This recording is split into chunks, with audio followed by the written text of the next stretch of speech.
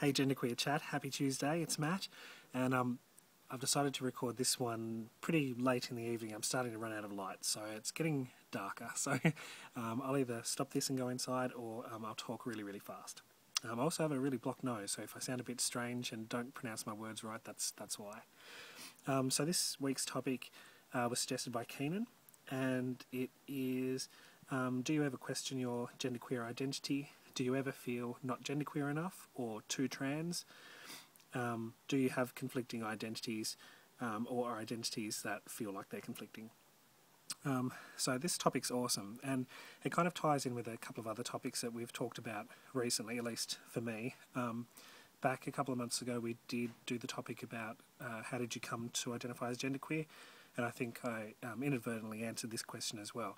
So what I'm going to do is sort of reference that one and talk a little bit further about how I identify now and how that has changed a little bit, and specifically in regards to any feelings of conflict between the two identities. So, do I question my genderqueer identity? Yes. I question it all the time.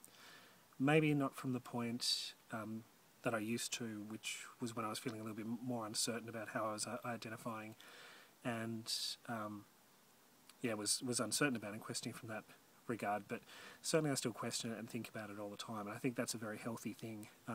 It's part of the process of learning to know yourself and really establish yourself as a person and come to terms with an identity, so definitely I question it all the time.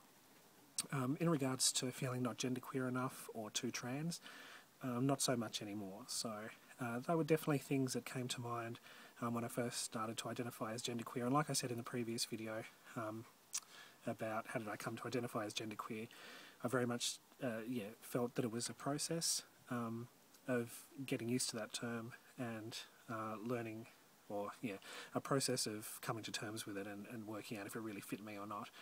And so, as I said in that video, I did feel like it was a bit of ping-pong back and forth between transgender and genderqueer. So there was definitely that process happening. And so, I very much did think, am I genderqueer enough, or am I too trans, or trans enough, or whatever. I think it's actually a really interesting point that Keenan makes by asking those two questions. So, genderqueer enough or too trans, because you often hear people who identify as transgender speaking about not feeling trans enough.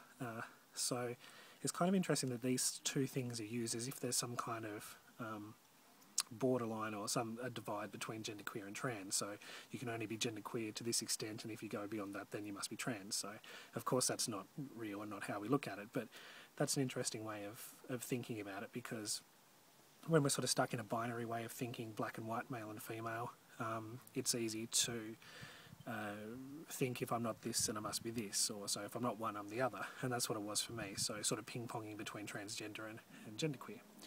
But I don't really question that anymore, and I think the reason that's changed in my head is that I feel really comfortable with those two terms as umbrella terms or umbrella identities. So I kind of see that underneath the transgender umbrella and underneath the genderqueer umbrella there's room for everybody, so anybody who chooses or feels aligned with those identities, there's space there for everyone. Doesn't matter how you look or how you present yourself, how you dress, how you act or how you identify. If you feel like you are genderqueer, or if you feel like you're transgender, then you probably are, and there's a space for you under that umbrella. But it did take me a long time to come to terms with that. It wasn't something that happened straight away, as I sort of said. So, but I do feel really comfortable with that, and that's part of the process. So I think what it really comes down to is getting used to the terms. They're all new terms, and regardless if you've questioned gender all your life, or if it's something more recent, terms like genderqueer and gender binary and transgender, and questioning that whole thing is all pretty new and fresh in your head. So even when you come across those terms, there is a process of what do they mean for you, and that's exactly what the point is. I feel genderqueer enough because genderqueer for me now, the way I see it, is me.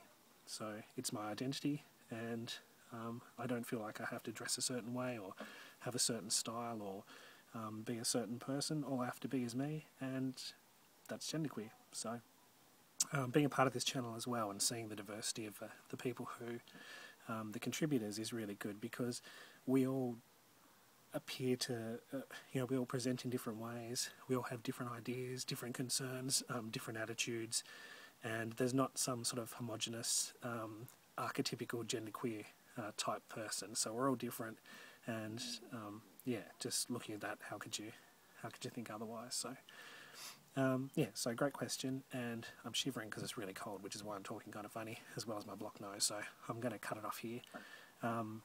But yeah, I question my identity. I do that all the time, and I don't think that's ever going to stop. It doesn't mean I don't feel comfortable in my identity. And on the same sort of page, it doesn't mean that my identity won't change over time. But certainly, I feel really good at where I'm at, and the terms that I choose to identify with or under fit me.